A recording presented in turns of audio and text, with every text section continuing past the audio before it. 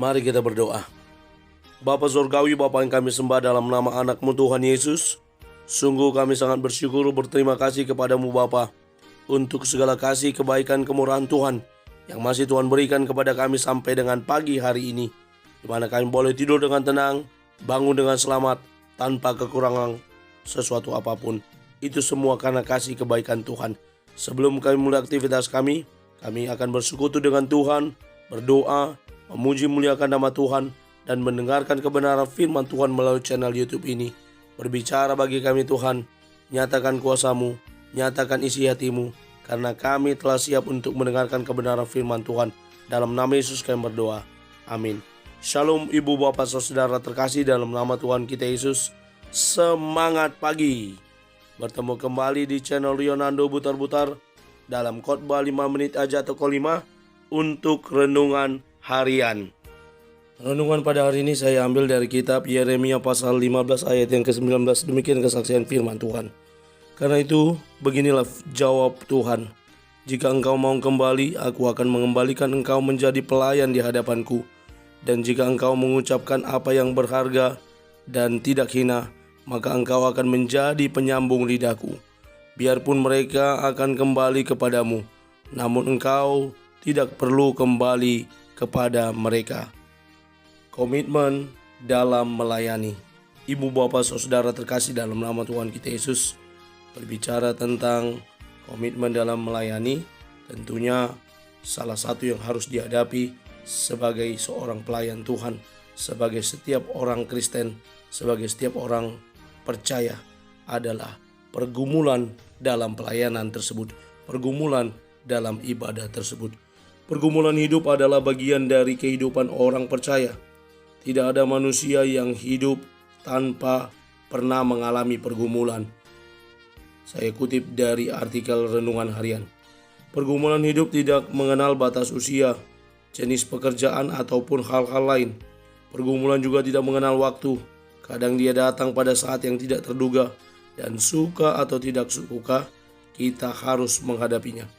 Nabi Yeremia pun pernah mengalami pergumulan hidup yang sama sekali tidak diduganya. Nats Renungan Harian pada hari ini berbicara dan membahas tentang bagaimana pergumulan Nabi Yeremia yang dikutuk dan dikejar-kejar oleh orang-orang jahat. Ia merasa seperti orang yang berhutang, padahal dia tidak berhutang. Sedemikian beratnya pergumulan yang dialami Nabi Yeremia, sehingga ia sampai menyesali telah dilahirkan ibunya. Padahal sepanjang hidupnya Yeremia selalu melayani Tuhan di tengah-tengah bangsa Israel dengan sebaik-baiknya.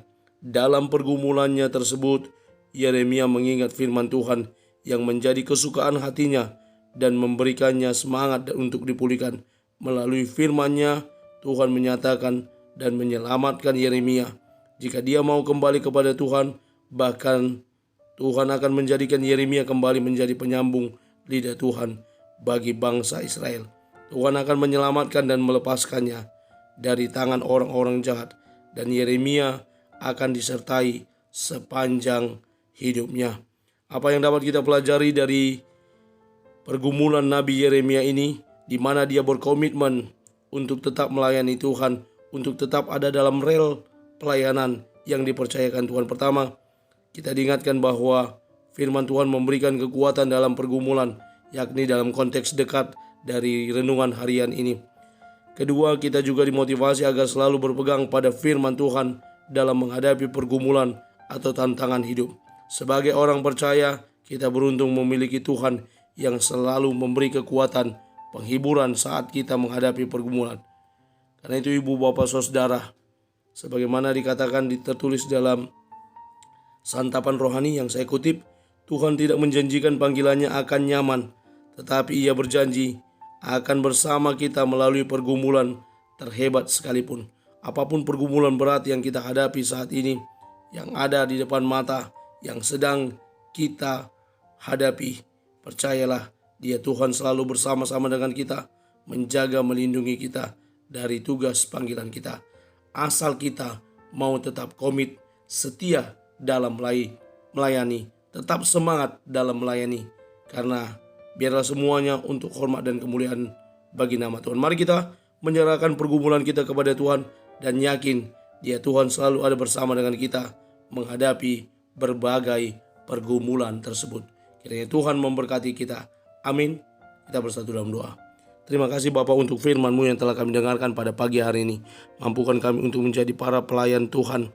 Mampukan kami menjadi anak-anak-Mu Tuhan, para pengikut-Mu Tuhan, untuk tetap komit dan setia dalam melayani Tuhan.